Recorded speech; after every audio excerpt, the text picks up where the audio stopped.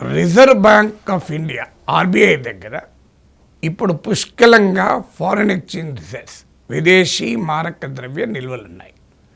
కానీ రూపాయి పతనమవుతుంది. అసలు ఏంటి లింక్? మరి ఫారిన్ ఎక్స్చేంజ్ రిజర్వ్స్ ఉంటే రూపాయి పతనం కాకూడదా? సాధారణంగా మీరు చరిత్ర అంతా చూస్తే ఎప్పుడైనా డాలర్ ఫ్లో తగ్గింది అంటే డాలర్కి డిమాండ్ పెరిగి, డిమాండ్ తగ్గ సప్లై లేక డాలర్ వాల్యూ పెరిగి రూపాయి value పతనమవుతుంది.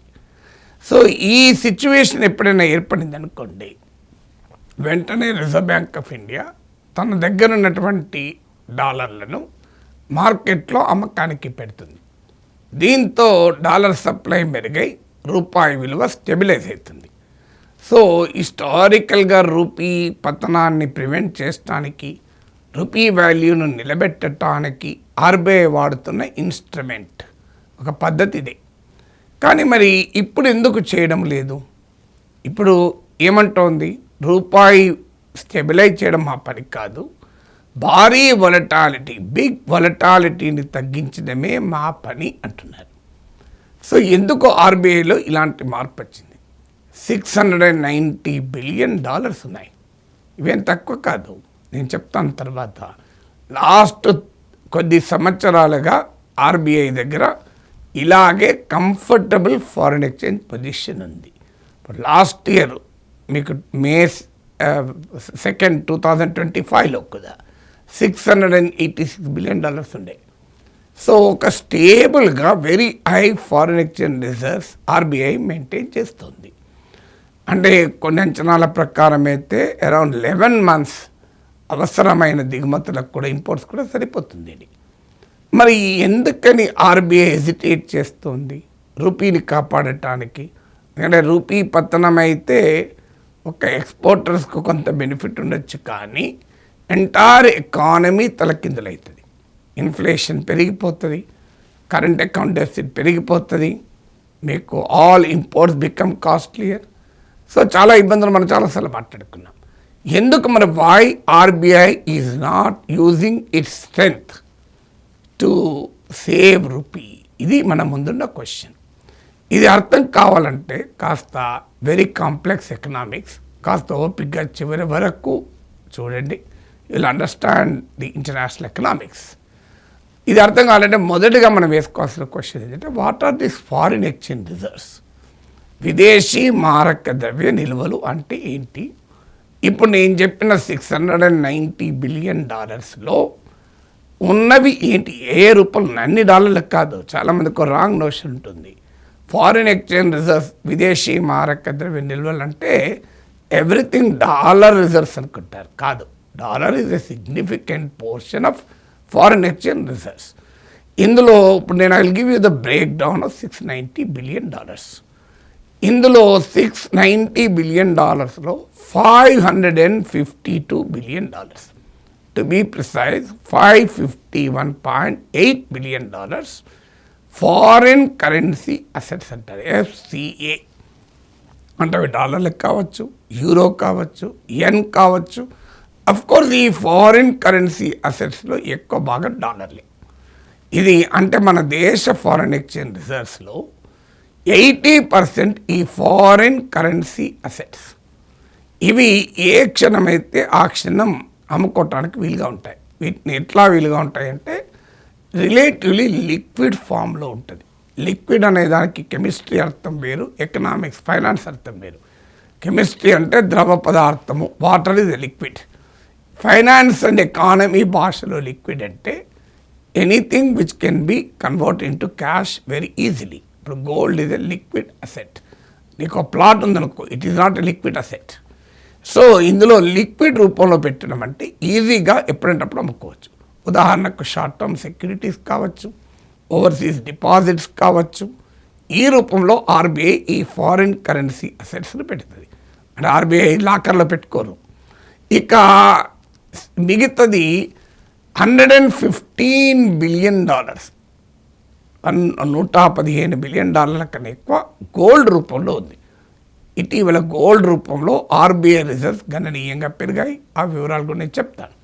To be precise $115.2 billion gold reserves రూపంలో ఉన్నాయి. అరౌండ్ 17%. ఇప్పుడు 80% ఫారిన్ కరెన్సీ అసెట్స్, 17% గోల్డ్, రెండు కలిపితే 97% అయిపోయింది. ఇక మిగిలిన 3% IMF ఇంటర్నేషనల్ మానిటరీ ఫండ్ విడుదల చేసేటువంటి స్పెషల్ డ్రాయింగ్ రైట్స్, SDRs అంటారు. ఈ SDRస్లో ఏ కంట్రీ కరెన్సీ కాదు, అది IMF ఇచ్చేటువంటి ఒక ఫైనాన్షియల్ అసెట్.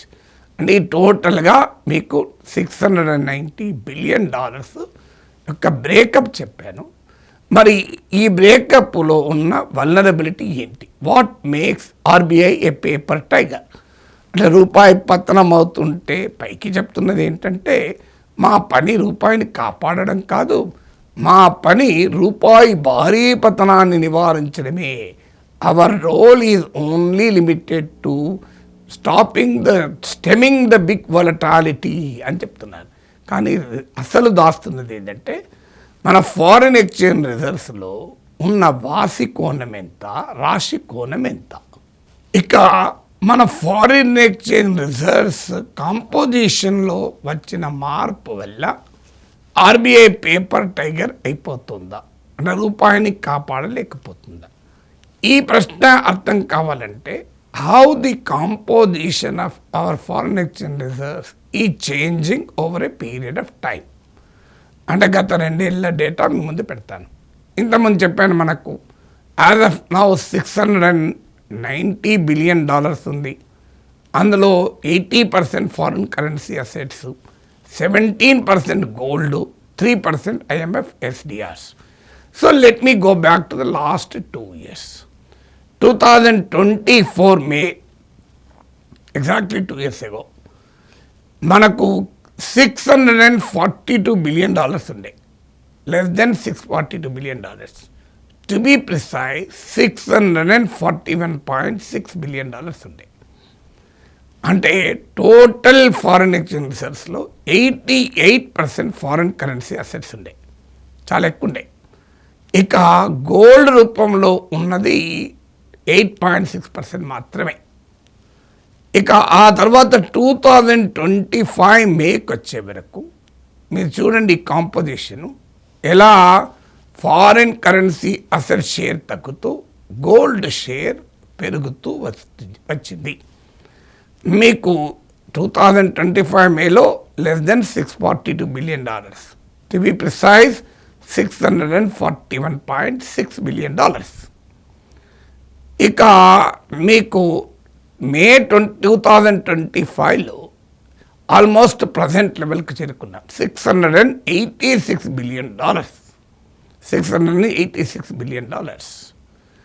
ఈ $686 బిలియన్ ఫారిన్ కరెన్సీ అసెట్స్ రూపంలో ఉన్నది 85%, గోల్డ్ రూపంలో ఉన్నది 12%. అంటే క్లియర్గా గత 2 ఏళ్లలో గోల్డ్ రూపంలో ఉన్నవి 8.6% ఆఫ్ ఫారిన్ ఎక్స్చేంజ్ రిజర్వ్స్ నుంచి 12%కి పెరిగి ఇప్పుడు 17%కు పెరిగింది. Foreign currency assets dollar, euro, yen రూపంలో ఎప్పుడంటే అప్పుడు వెచ్చించి ఖర్చు పెట్టుకోవటానికి వీలుగా ఉన్నవి కాస్త తగ్గుతూ వచ్చింది. 88% నుంచి 85%కు, ఇప్పుడు 80%కు పడిపోయింది. సో ఈ కాంపోజిషన్లో వచ్చినటువంటి మార్పే RBIని పేపర్ టైగర్గా మారుస్తుంది. ఈ కాంపోజిషన్ ఎందుకు వచ్చింది మార్పు అంటే, రిజర్వ్ బ్యాంక్ ఆఫ్ ఇండియా అగ్రెసివ్గా గోల్డ్ను కొనడం మొదలుపెట్టింది. అందుకే మన దేశంలో నేను చాలాసార్లు చెప్పాను, బంగారం ధరలు ప్రపంచంలో పెరగటానికి one of the main reason ఏంటంటే సెంట్రల్ బ్యాంక్స్ కొనడం. ఇదేదో నేరం కాదు, మన RBI మాత్రమే కొనలేదు, ప్రపంచవ్యాపితంగా సెంట్రల్ బ్యాంక్స్ అన్నీ ఇలాగే గోల్డ్ కొనడం మొదలుపెట్టాయి. ఇదివరకు కూడా చెప్పాను మీకు, ఇది ఒక్కొక్క దేశం ఎలా కొన్నదని. ఎందుకు మరి గోల్డ్ కొన్నది RBI? తన దగ్గర ఉన్న డాలర్లను వాడి ఎందుకు కొన్నదంటే, ప్రపంచ ఎకానమీలో వచ్చినటువంటి crisis, geopolitics, geoeconomic crisis వచ్చినప్పుడు డాలర్ చాలా తీవ్రమైన వొలటాలిటీని ఎదుర్కొంది. 2025లో డాలర్ వాల్యూ 10% పడిపోయింది. అందుకే సేఫ్ హ్యావెన్గా గోల్డ్ను భావించి గోల్డ్ కొన్నారు. అంటే ఒకదానికి రోగానికి మందు పెడితే మరో రోగం ముదిరిందని మనకు వెనకట్లా మన నాన్నమ్మలు అమ్మమ్మలు చెప్పేవాళ్ళు. సో ఈ డాలర్తో వచ్చే పెంట తంటాను తప్పించుకోవటానికి గోల్డ్ కొంటే ఈ గోల్డ్ ఒక రోగాన్ని నయం చేసింది, కానీ ఇంకో రోగాన్ని తెచ్చి పెట్టింది. అదేంటంటే గోల్డ్ ఇంపోర్ట్స్ పెరిగాయి, గోల్డ్ ప్రైసెస్ పెరిగాయి. దానితో పాటు ఇవాళ డాలర్ల షేర్ ఏమో మన ఫారిన్ ఎక్స్చేంజ్ రిజర్వ్స్లో తగ్గుతూ వస్తుంది. Friends, thank you for your patience. Let me tell you the data. ఇప్పటిదాకా చెప్పిన డేటాను అంటే కాంపోజిషన్ ఆఫ్ ఫారిన్ ఎక్స్చేంజ్ రిజర్వ్స్లో వస్తున్నటువంటి చేంజ్లో మనం నోటీస్ చేసింది ఏంటి? దేశ ఫారిన్ ఎక్స్చేంజ్ రిజర్వ్స్ ఏమో 8% పెరిగాయి. 642 నుంచి 690కి వచ్చింది లాస్ట్ 2 ఇయర్స్లో. కానీ ఇందులో ఫారిన్ కరెన్సీ అసెట్ షేర్ 2% పడిపోయింది. మీకు గోల్డ్ షేరు భారీగా పెరిగింది. అంటే ఈ పీరియడ్లో మీరు చూడండి, ఫారిన్ ఎక్స్చేంజ్ రిజర్వ్స్ పెరిగాయి, కానీ డాలర్ లాంటి ఫారిన్ కరెన్సీ రూపంలో ఉన్న అసెట్స్ షేర్ ఏమో తగ్గింది. Gold share of foreign exchange reserves 110% పెరిగింది. అంటే ఇదొక మొదటి ఈ పాయింట్. ఈ గోల్డ్ రూపంలో ఉన్న ఫారిన్ ఎక్స్చేంజ్ రిజర్వ్స్ను డాలర్లను మార్కెట్లో ఆఫ్లోడ్ చేయడానికి ఉపయోగపడదు. ఎందుకంటే ఆర్బీఐ దగ్గర డాలర్లు ఉంటే వెంటనే ఆ డాలర్లను అమ్మేసి మార్కెట్లో డాలర్ సప్లైని పెంచుతుంది. సో అందువల్ల మార్కెట్లో డాలర్ సప్లైని పెంచడానికి డాలర్లు కాకుండా గోల్డ్ ఉంది. ఇప్పుడు మీ జేబులో క్యాష్ ఉంది, క్యాష్ ఖర్చు పెట్టడం సులభమవుతుంది, వెంటనే నువ్వు ఏదైనా కొనవచ్చు. గోల్డ్ ఉందనుకోండి, గోల్డ్ను క్యాష్ డాలర్ రూపంలో మార్చుకోవచ్చు, కానీ దాని ఛాలెంజెస్ దానికి ఉంటాయి. సో అందువల్ల ఇవాళ $115 బిలియన్ ఆఫ్ గోల్డ్ రిజర్వ్స్ ఇమ్మీడియట్గా డాలర్ సప్లైని పెంచటానికి ఉపయోగపడకుండా ఉన్నాయి. ఇక వాటి ప్రాధాన్యత లేదని కాదు, ఖచ్చితంగా ఫారిన్ ఎక్స్చేంజ్ రిజర్వ్స్లో నేను ఇంతకుముందు చెప్పినట్లు డాలర్ వొలటాలిటీ ఉంది కనుక గోల్డ్ అవసరమే. కానీ ఒక రోగానికి నయం చేయబోతే మరో రోగం ముదిరింది, ఇక్కడే సమస్య. ఇక రెండవ ఫ్యాక్టర్ ఏంటంటే RBI US dollar rupee swap programme అనే ఒక ప్రోగ్రామ్ ఇంట్రడ్యూస్ చేసింది. ఈ RBI US dollar rupee swap programme ఏంటంటే ఆర్బీఐ తన దగ్గరున్న ఫారిన్ ఎక్స్చేంజ్ రిజర్వ్స్ని పెంచుకోవటానికి ఎవరైనా ఇప్పుడు డాలర్లను కొనుక్కోవచ్చు. ఇప్పుడు డాలర్లను కొనుక్కొని తర్వాత అమ్ముకొని by now to cell tomorrow అని ఒక స్కీమ్ పెట్టింది. అందులో భాగంగా ఇంపోర్టర్స్ ఎవరైనా డాలర్లు కొనేసి ఆర్బీఐకి అమ్మచ్చు. ఒక అష్యూరెన్స్ ఇస్తుంది ఆర్బీఐ, మళ్ళీ నీకు కావాలన్నప్పుడు మేము ఆ డాలర్లు నీకు అమ్ముతాము అని. So by now to cell tomorrow ఈ అష్యూరెన్స్ కింద ఆర్బీఐ స్వాప్ స్కీమ్ కింద మార్చ్ 2025లో ఉన్న డేటా ప్రకారం $90 బిలియన్ ఉంటుంది. ఇప్పుడు కాస్త తగ్గిందని అంటున్నారు, $80 బిలియన్ అని. అంటే ఈ ఆర్బీఐ స్వాప్ ప్రోగ్రామ్ కింద ఆర్బీఐ పోగు చేసుకున్న ఈ $80 బిలియన్ ఇప్పుడు అమ్మరాదు ఆర్బీఐ. ఎందుకు అమ్మరాదంటే ఆ అగ్రిమెంట్ ప్రకారం మళ్ళీ ఆ డాలర్లు ఇంపోర్టర్లు కొని ఆర్బీఐకి అమ్మారు కదా, వాళ్ళు మళ్ళీ కావాలన్నప్పుడు వాళ్ళకి ఇవ్వాల్సి ఉంటుంది. అందువల్ల అది మనది, ఆర్బీఐది కాదు, అది ఇప్పుడు ఆర్బీఐది. 2 ఏళ్ల కింద తర్వాత 3 ఏళ్ల తర్వాత దాని నుంచి అమ్మలేరు. అంటే ఒక రకంగా తనఖా పెట్టిన బంగారం. ఎవరన్నా మన దగ్గర బంగారం తనఖా పెట్టి డబ్బులు తీసుకున్నారు అనుకోండి, ఆ బంగారం నీకు అవసరం ఉందని నమ్ముకోగలవా? అది బంగారం ఉంటుంది నీ దగ్గర, అంతే, దాచిపెట్టాల్సిందే, అది నీకు ఇప్పుడు అవసరాలకు ఉపయోగపడదు. సో అందువల్ల ఈ టోటల్ ఫారిన్ ఎక్స్చేంజ్ రిజర్వ్స్ నేను బిగినింగ్లో చెప్పాను $690 బిలియన్ భారీగా కనిపించిన ఇందులో $115 బిలియన్ గోల్డ్ రూపంలో, $80 బిలియన్ ఆర్బీఐ స్వాప్ రూపంలో ఉన్నాయి. కనుక ఎఫెక్టివ్గా ఒక $200 billion, to be precise $195 billion దాన్ని ముట్టుకోలేం మనం. అంటే ఇమీడియట్గా డాలర్లను మార్కెట్లో అమ్మి రూపాయిని కాపాడటానికి ఉపయోగపడవు. ఇతర ప్రయోజనాలకు ఉపయోగపడమని నేను అంటలేను. ఇమీడియట్గా రూపాయి కాపాడటానికి ఉపయోగపడవు. అంటే పేరుకు $690 బిలియన్ కనిపించిన రియాలిటీలో ఉన్నవి $500 బిలియన్ లోపే. సో లాస్ట్ 1 ఇయర్లో రూపీ వాల్యూ భారీగా పడిపోతూ వచ్చింది. మీకు 2025లో భారీగా పడింది, 26లో కూడా భారీగా పతనం అవుతుంది. కానీ లాస్ట్ 1 ఇయర్లో ఆర్బీఐ రూపాయిని కాపాడటానికి వెచ్చించింది $30 బిలియన్ మాత్రమే. సో మరి ఇంత తక్కువ ఎందుకు వెచ్చించింది అంటే నేను చెప్పిన 2 కారణాలు ఉన్నాయి. అంటే 2 కూడా మొదటి ఒక్క కారణమే. ఆర్బీఐ దగ్గర భారీగా కనిపిస్తున్నప్పటికీ కూడా ఇందులో $200 బిలియన్ ఈరోజు రూపాయి కాపాడటానికి ఉపయోగపడే స్థితిలో లేవు. ఇది కాక ఇటీవల కాలంలో కేంద్ర ప్రభుత్వం ఆర్బీఐ నుంచి భారీగా సర్ప్లస్ను వాటాగా తీసుకుంటోంది. నేను గతంలో కొన్ని మాట్లాడాను. మళ్ళీ 6 నెలల పాటు నేను చేస్తానని మీకు మాట ఇచ్చిన ఎకానమీ సిరీస్లో ఈ ఆర్బీఐ సర్ప్లసెస్ గవర్నమెంట్స్ ఎందుకు ఎక్కువ తీసుకుంటున్నాయి, దానివల్ల వచ్చేటువంటి ఛాలెంజెస్ ఏంటి, ఫైనాన్షియల్ సెక్టార్ స్టెబిలిటీకి చెప్తాను.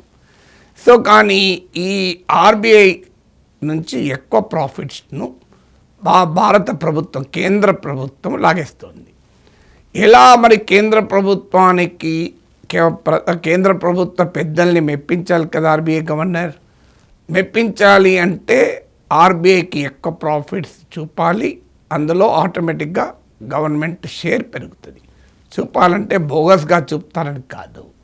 ఏం చేస్తారంటే ఆర్బీఐ బ్యాలెన్స్ షీటు అల్టిమేట్గా రూపాయల్లో క్యాలిక్యులేట్ చేస్తారు.